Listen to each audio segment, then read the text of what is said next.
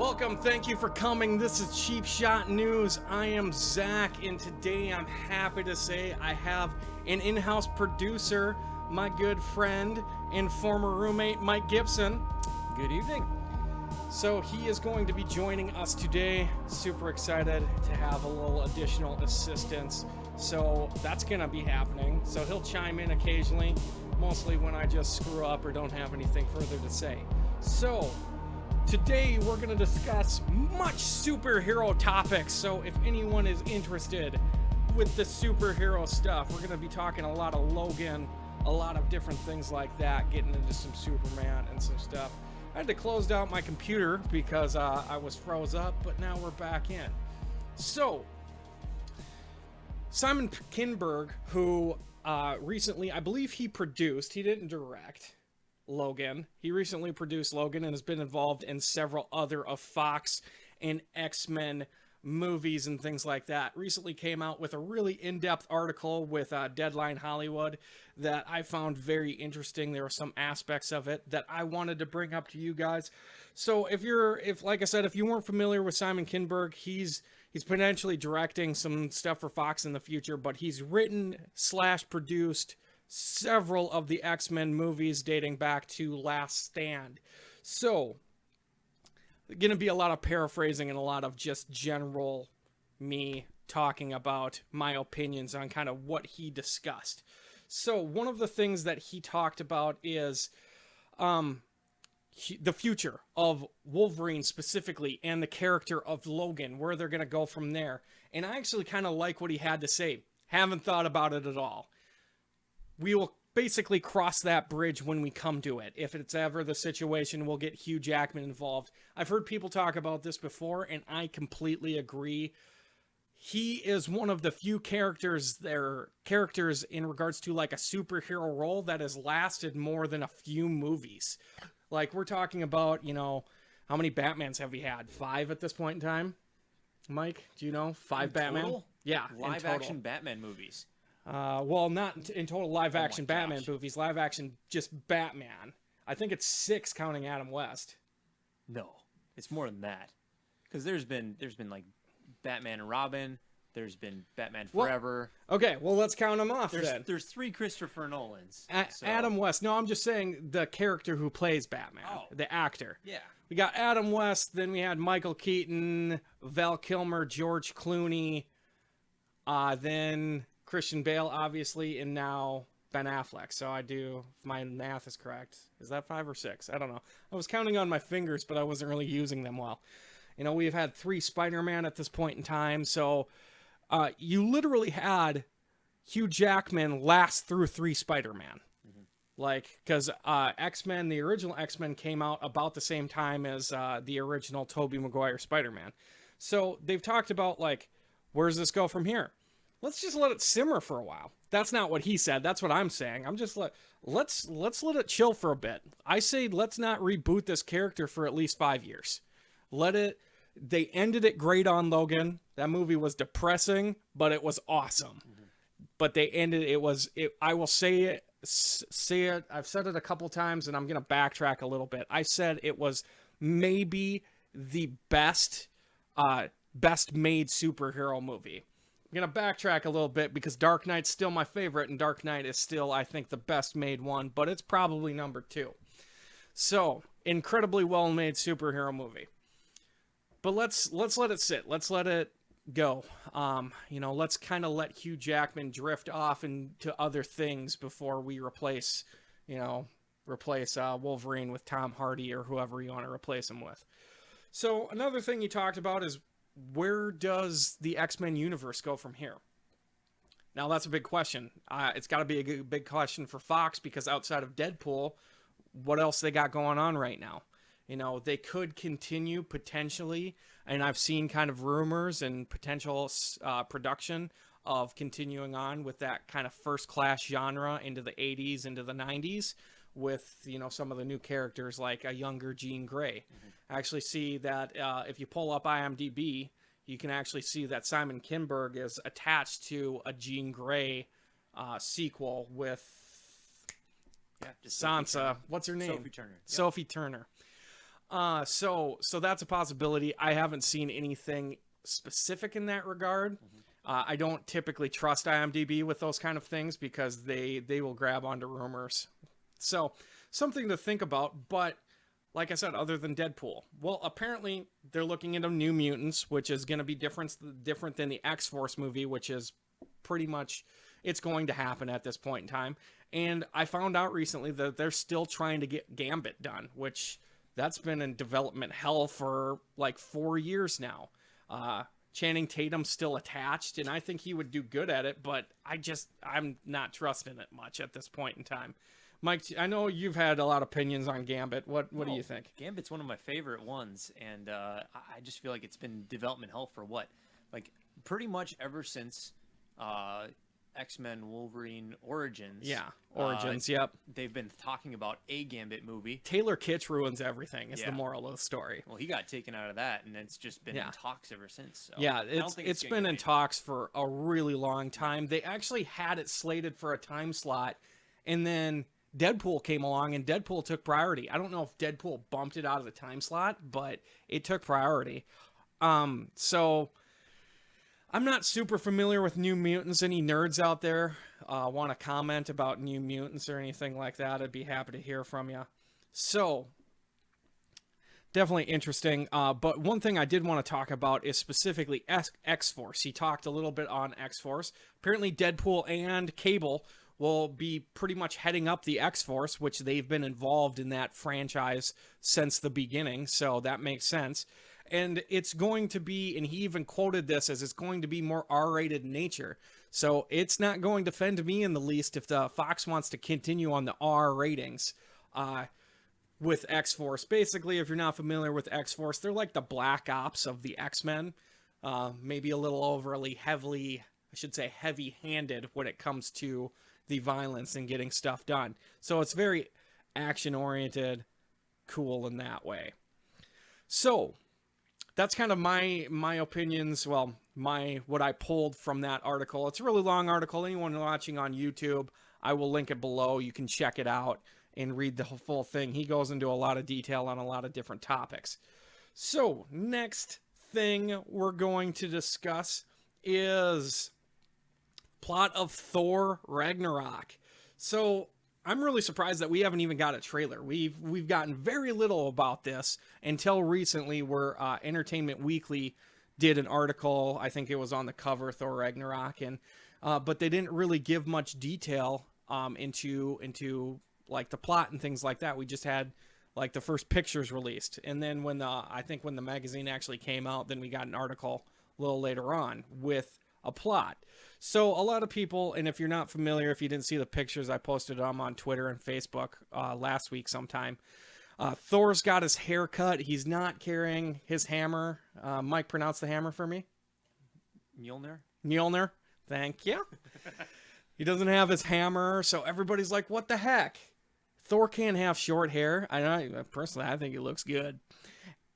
But everyone was speculating on what's happening, and I kind of had a good idea of what was going to happen.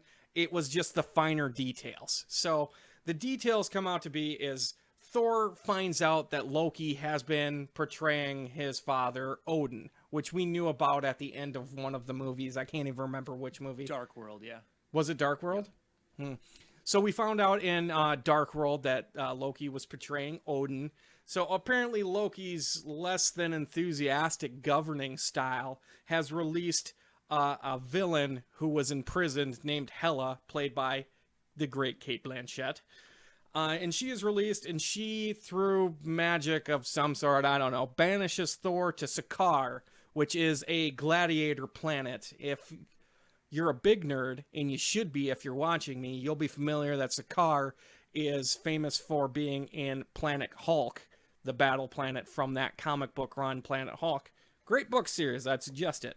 So, Thor is basically forced into captivity and forced to become a gladiator by Valkyrie, who... Tessa Thompson? Yep. This is Valkyrie. People familiar with Westworld will probably recognize her. And then, so he's in prison. Jeff Goldblum, who I'm spacing on his name. Grandmaster, runs the planet. And yeah, he's forced to do combat, so they shave his head or cut it down a little bit. They couldn't shave it. You got to still make him. You still got to have that sex appeal, right, Mike? Oh yeah. Oh yes. He's got it. Oh yes. So cut his hair down. That's why he doesn't have his trusty hammer. So he goes into battle. Apparently, which this is a plot line that needs to be developed a little more, and because I'm not sure where it's going from here. Apparently, Hulk is already on the planet and has already made himself an established gladiator. Apparently, he's super popular. He's basically Maximus, which that's a reference to later. Maximus of the planet Sakaar. And so I'm all in up until this point. I am all in. This sounds great. I've wanted to see like a Planet Hulk style of movie, but it's hard to do with just Hulk because no, like who do you cast? You're not going to cast Mark Ruffalo in a movie to play where literally the character of Bruce Banner is in Hulk form for 90% of the movie. It just doesn't make sense.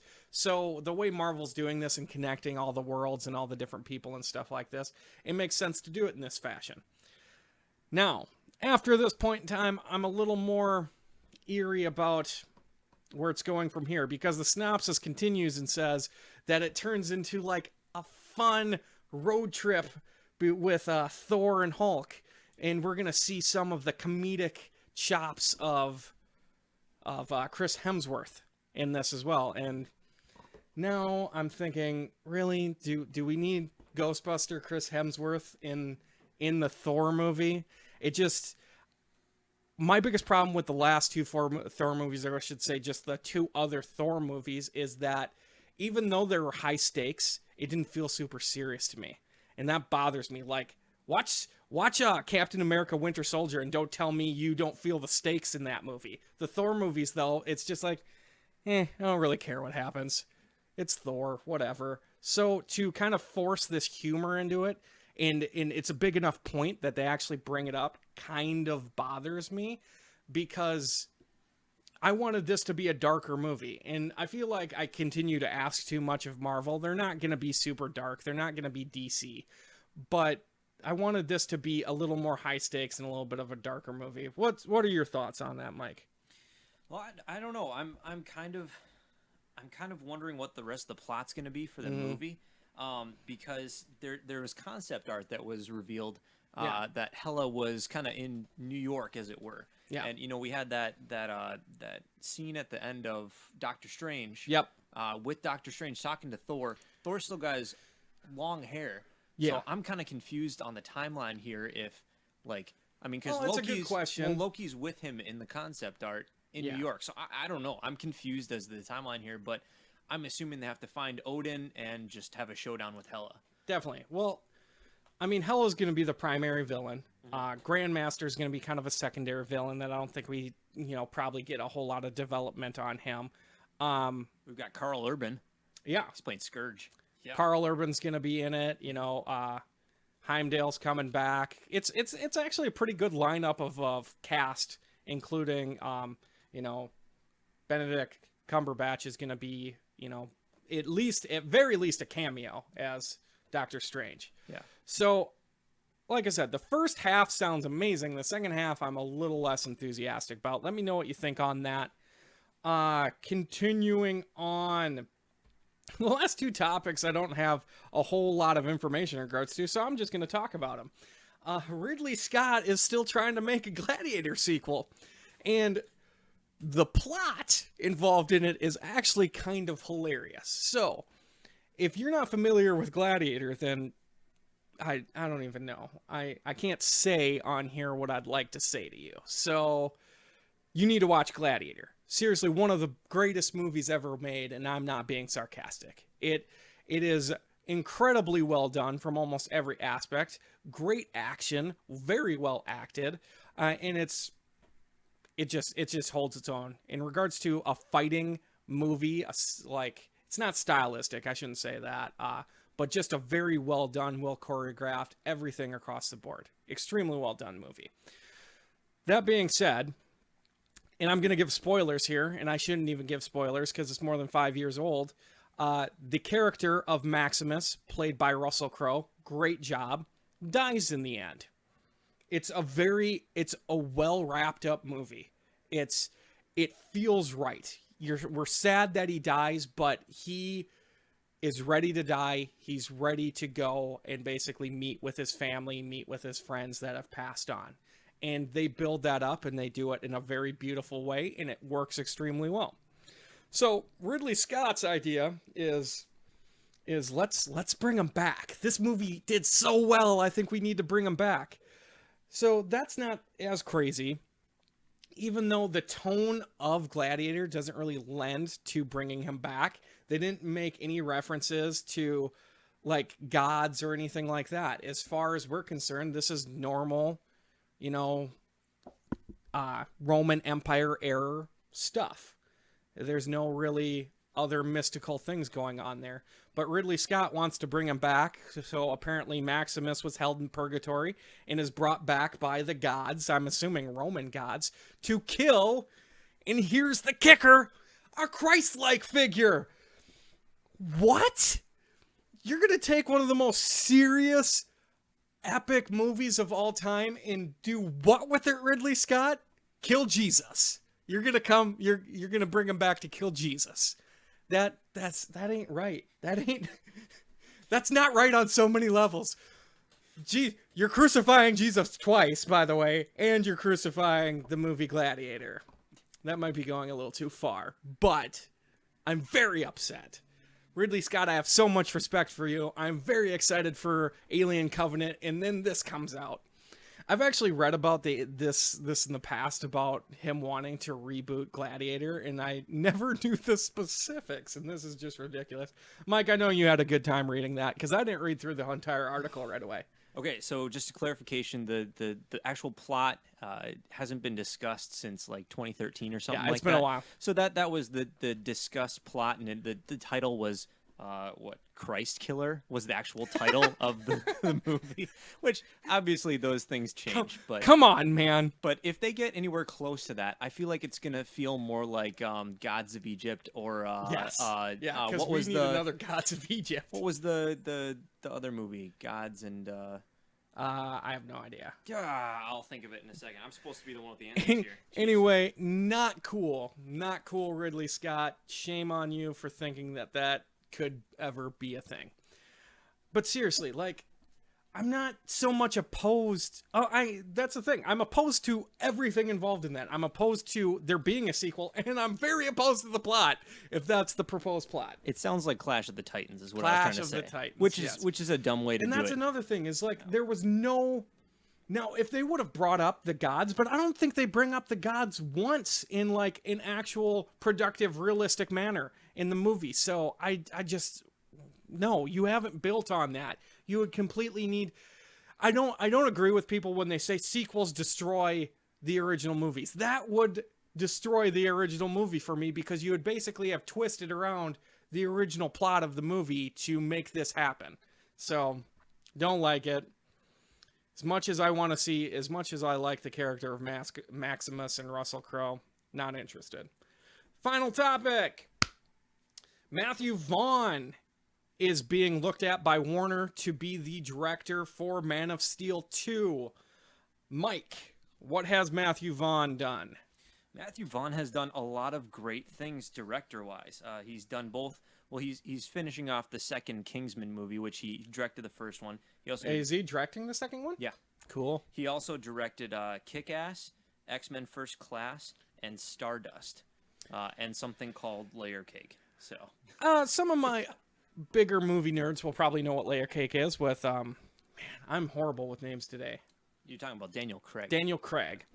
That being said, I'm a much bigger fan of this. So this is very much preliminary. There we go. That's the word. Preliminary.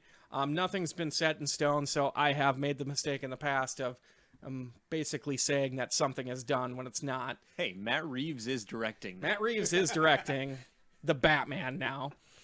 But so basically, Matthew Vaughn is Warner's top choice, and they've been in some light discussions. I don't think anything's been set in stone in regards to contract or commitment or anything like that. That being said, I like this much more than Zack Snyder doing it again. Now, Matthew Vaughn, I will be honest, is over the top in regards to his action. I mean, that list again, Kick-Ass and Kingsman are very much over the top action movies. But that being said, the tone that Zack Snyder brings is so much different. It's over the top action mixed with really mixed up, mashed up storylines and plots and subplots and underlying meanings behind things and different things like that. I think Matthew Vaughn's a little more straightforward. I mean, he literally says, I love that in Kingsman when Samuel L. Jackson is going back and forth and he's like, yeah, this isn't one of those kind of movies, and people get shot then. It's very straightforward. So I think this is a better choice.